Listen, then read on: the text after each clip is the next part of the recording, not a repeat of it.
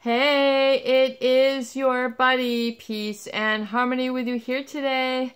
Much love going out to all the beautiful, empowered harmonizers. And we're zooming in and focusing in on an important concept. And this is really to look at the value, the belief system that is in place within a lot of people's mindset, their subconscious mind, really where the storehouse of your beliefs and a lot of your foundational perspectives reside in the subconscious mind. It's really kind of like the automatic pilot. It's the undergirding value set that you tend to operate by, or any human being, any human person really operates by, and that is oftentimes a value set or a belief set. And when we look at components of emotional abuse, physical abuse, malignant narcissist abuse, or psychopathic abuse, where an individual is really in a chronic, ongoing exposure to individuals in their environment that are not only toxic, but are playing with their mindset, their belief set, their perspective, their attitude. Really, attitude is everything. I saw a hat that said that once, and I thought, how true that is. Attitude is everything. And when you look at that statement and then you factor in a lot of the components or the very important beliefs and the foundational values, which tend to keep people stuck, tend to keep people in their quote-unquote unhappy place, being, re-victimized, re-traumatized, keeping the ruminating thoughts, keeping the low energy, the low vibration, that sort of lack of self-love, lack of self-confidence, lack of self-esteem, feeling like life is nothing but the doldrums. I don't have the juice, the energy, the vitality, in my life, or especially in my relationships. Or if I do, it's just for a momentary glimpse.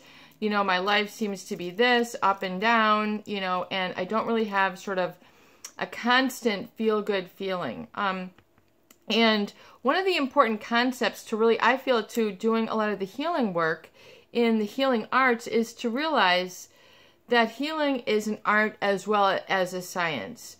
And really when we look at the art or the creative aspect and how this blooms and blossoms within you, or how, being stuck in traumatization and sort of chronically having it sort of replay in your mind or chronically in your face, chronic reminders that tend to keep you in that lower vibrational state where you're really not ignited. You're not inspired. You're not sort of happy. You're just in a sort of squeezed out state. And these people, perhaps it could be your flesh and blood. It could be your family. It could be, your extended family. It could be even your workplace where you're around them for some period of time. And it's just, there's something ongoing and perpetual and chronic, which is then sort of built into your day-to-day, your subconscious. And if you look and draw out the values and belief system that you are housing, that you are sort of running by, that you're sort of impregnated with, that you're sort of is part of your operational system, what people might call like your operandus moderandi, or your MO or your OM, or whatever that statement is, sort of what runs you and guides you. If you look at your values, it really comes down to values and beliefs.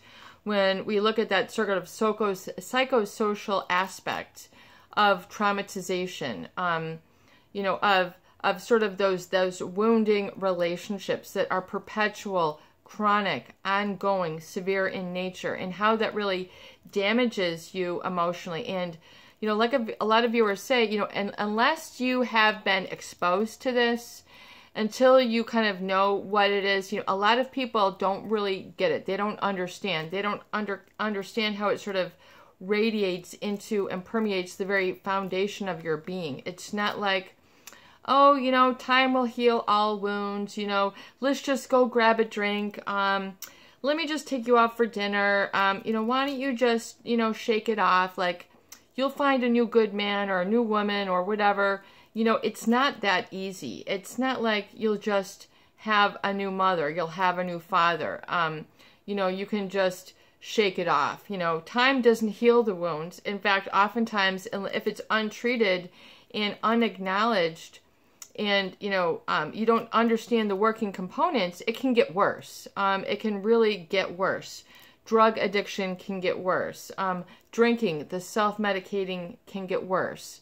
And really, until you look at the cause that creates the effect of these emotionally wounding relationships, and until you kind of can get in and sort of uproot the value system and the belief system that are part of your apparatus moderandi, or your operating system, you'll begin to connect the dots within your very own life, like a custom. It'll fit like a glove. It'll really be important to you when you really get to know this. And you might need to hear this several times. You might need to do this work for some period of time without being, with being relentless, without relenting, without giving up, without throwing in the towel.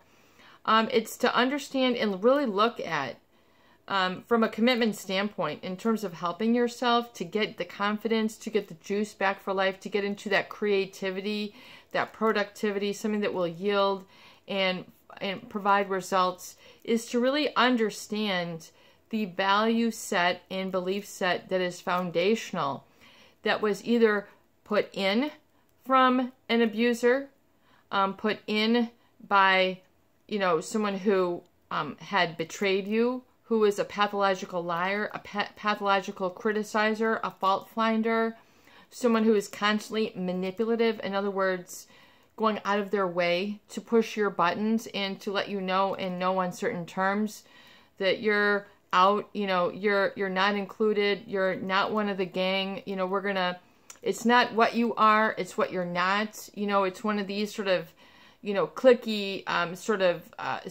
psychosocial dynamics that these manipulators really play up. They like to have an inner circle, and then let you know that, you're not one of them, and that will break you down. This happens a lot at the workplace, especially workplaces where there's favoritism or nepotism. Or even industries that, draw a lot of narcissistic personalities, psychopathic personalities, especially the music business and the movie business or Hollywood, just a lot of those sort of performing arts, you're going to get those people who try to psych others out, who are going to manipulate. And really, once you've been through sort of that road and you kind of know their tricks, the tactics, and you can, see it coming, and you're like, nope, not phasing me, I know better. It takes a while to really get to that level. And one of the things that will help is to not only understand that there are these types of people, to know not only that there's these types of people, Mom always said that there'd be days like this, or like that song says, or, people will joke about it, I'm the one that your mother warned me about, or, I'm the one that your mother warned you about, or something like that. People will, through ages and decades, there's sort of idioms and statements that will go about difficult people, toxic people. You might hear this word thrown around.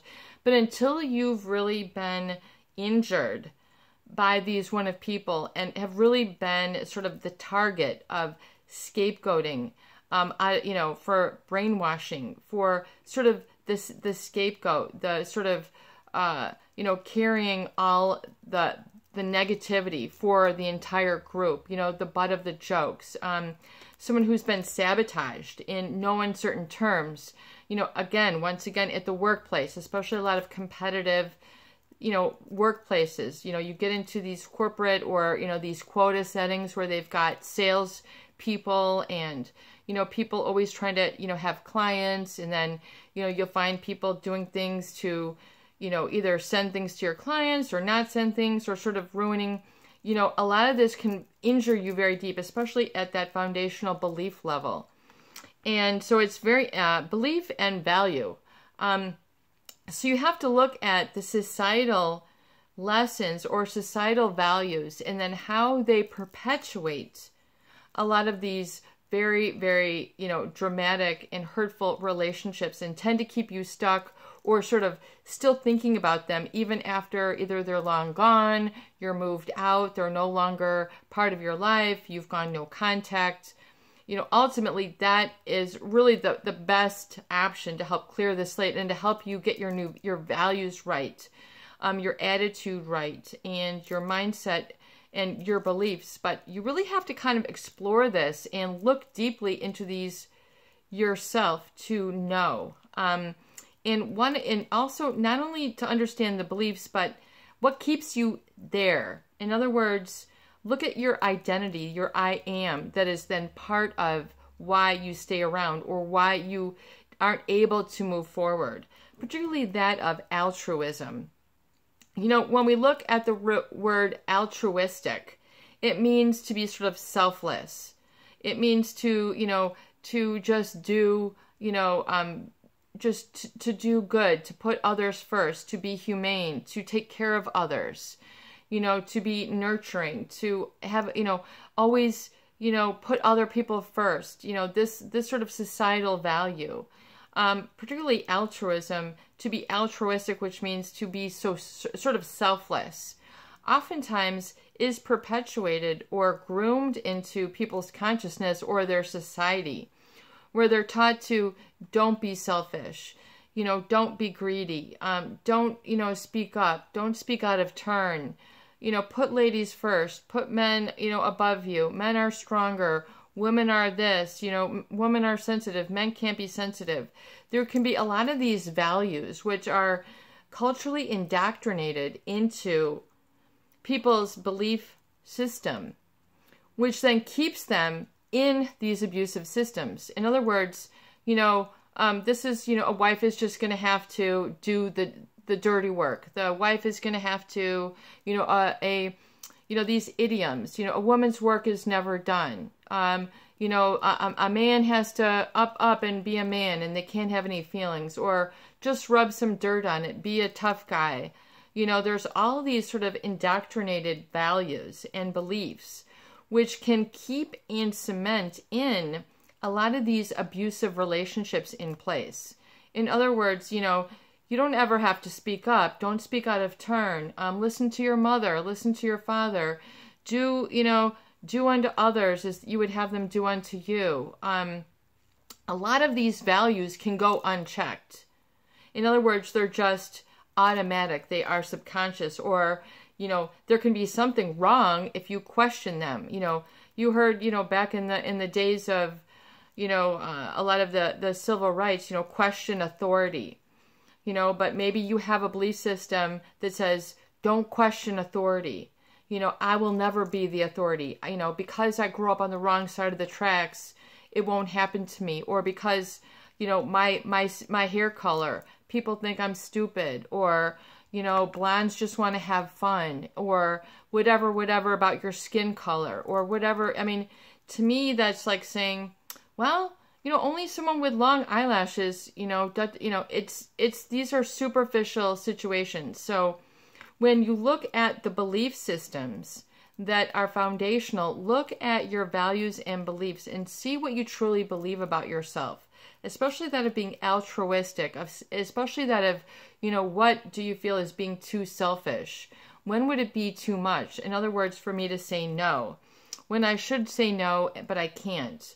When I should say yes, but I can't. A lot of these are foundational in your subconscious. You know, and looking at your values. So look at some of the values that have kept you stuck. You know, especially taking the abuse, taking a lot of CRA, you know, PPP for way too long. You know, mom knows best, dad knows best.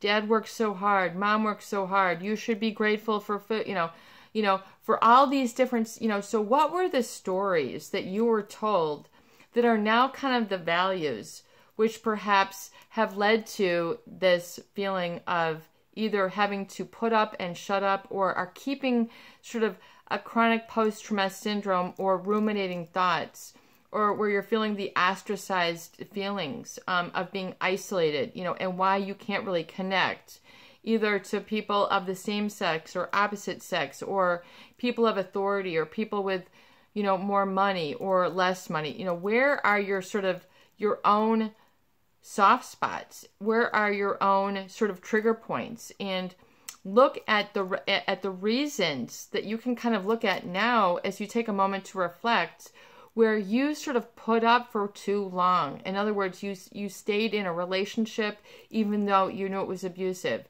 You stayed in a family dynamic and a family system even though it was not supportive. It was not warm. It was not nurturing. It was not conducive. It was not in your best interest. Where did things go that was so unjust, and you just didn't say anything, so the injustice was continued. And you were not supported, you were not represented. Begin to really, really get a feel for in all the different areas where, you are living a less than life, less than your potential. You can't have fun on Sundays, whatever, all the different, beliefs and especially values. Look at these within yourself. What are some specific, and we're going to try to do a little bit shorter videos to see if that helps. But, where were you, getting these value systems that are undergirding foundational and the drivers to your feeling of less than? And really look at this in a holistic approach. In other words, look at it in a whole person approach, the all of you, the some of you. Who and when and where and why were these values put in place? And to see if you can test them and see really what is in today's day and age, the information age, 2019, we're, as you move into the future, kind of look at and reevaluate these values, these beliefs about yourself. A man can't have this type of job. A woman can't have this type of job, etc. I've always wanted to go into construction. I've always, but I'm a woman. I've always wanted to do this, but I'm a man. Look at some of the values that are holding you back. In fact, you can write down, some of the top values that have held me back are. Enlist 1 through 30 and see if you can fill them all in, no matter how silly. I'm too short, I'm too fat, I'm too tall, I'm too thin, my nose is too small, my nose is too big. You need to get to know yourself and these values and these beliefs and really take a look at them and begin to cross them out. After, not, write them out first, but then really look, is that true? Am I really being, is it really wise for me to, prove, am I trying to prove something to the narcissist that, I can go without, especially if you have a lot of wounds, specifically, that are, hurtful in nature. You might have had some very painful seeds planted early in life or early in your relationship or in your romance or your family, of current, and, they might be very hurtful. And so you are then showing or trying to live your life and prove to the narcissist or prove to your abuser that, look, I don't need this. Look, I don't need that. This is what's really important. Look, I can go without a vacation. All you want to do is, look, I don't need a vacation. Look, I don't need new clothes. Look, I don't need any food. Look, I don't need, these sort of problems can perpetuate and cause for you to suffer a lot of injustice that then becomes self-inflicted. So look at these that are personal for yourself and begin to get to know these and begin to pull these out one by one, like splinters in your skin. Begin to say, you know what? I don't need to prove this to my abuser. See, look, all you are, you're so vain. You're so you know, and even though you're taking care of yourself, it's their interpretation. It's the slap in the face, you know, the really cut deep sort of comments, which oftentimes are nothing more than really housed out of jealousy or mental illness or catastrophic thinking. You know, they're always trying to put others at fault. You know, that's the manipulation. It is nothing but manipulation. Begin to look at that and begin to let that soak in, and then see how you can get free of the hands that manipulate. This is your buddy, Peace and Harmony, with you here today, and I hope that these videos do help. Please share and please subscribe for more great tools, videos, donation, and support. Yes, and as I also was bringing that up, thank you also, a huge shout out to those of you who have recently donated to the channel. It is great to hear from you. Thank you so much for your support and keeping the channel alive. Absolutely positively, we as YouTube creators do not get paid for this. So absolutely please do feel free to donate and support to the channel. If we've been a positive influence, please do click the PayPal Donate Now button. And it's always very, very, with huge gratitude and grace that I accept your comments, your contributions, your donations. Thank you so much. And I hope to continue to be a positive light and influence in your life moving forward. It's your buddy, Peace and Harmony, with you here. I hope these videos do help. Please share, please subscribe for more great tools, videos, donations, and support. Peace out.